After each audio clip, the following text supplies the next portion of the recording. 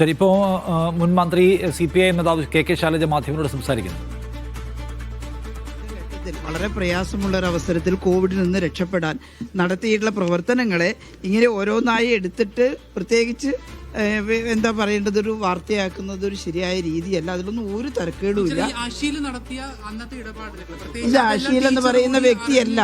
അതായത് ഒരു ഡിപ്പാർട്ട്മെന്റ് ആകെ നടത്തുന്ന പ്രവർത്തനങ്ങൾ കോവിഡ് കാലത്തെ ആ ഡിസാസ്റ്ററിന്റെ സമയത്തുള്ളതാണ്. അതിൽ ആർക്കെങ്കിലും സംശയം തോന്നിയിട്ട് എന്തെങ്കിലും ഉന്നയിച്ചാൽ അതിന് കൃത്യമായിട്ടുള്ള മറുപടിയുണ്ട്. അതിലൊന്നും യാതൊരു തരക്കേടുമില്ല. അതൊരു ഗവൺമെന്റിന്റെ ഡിസിഷൻ അനുസരിച്ച് നടത്തിയിട്ടുള്ള, ഗവൺമെന്റ് അപ്രൂവ് ചെയ്തിട്ടുള്ള കാര്യങ്ങളാണ്. എല്ലാവർക്കും ഇപ്പം മറന്നുപോയി നമ്മൾ എന്തുമാത്രം പ്രയാസമാണ് കോവിഡിൽ അനുഭവിച്ചത്.